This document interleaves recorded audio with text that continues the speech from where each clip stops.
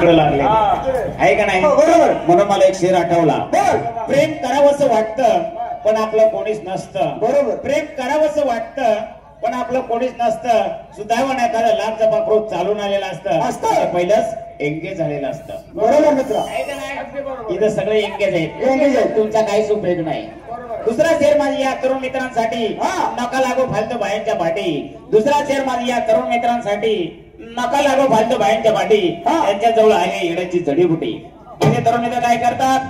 दारू पितात, त्याळे वक्र मानाला वळतात आणि येडे जाऊन मारतात. म्हणून म्हणतो मित्रा, इन लड़ियों ने क्या नाट्य मेरे जवान मर्दों को हो गए हाल. इन लड़ियों ने क्या नाट्य मेरे जवान मर्दों को हो गए हाल. अरे घर की पतिव्रता भूखी मरी और पीणे खाई हो सिनाल.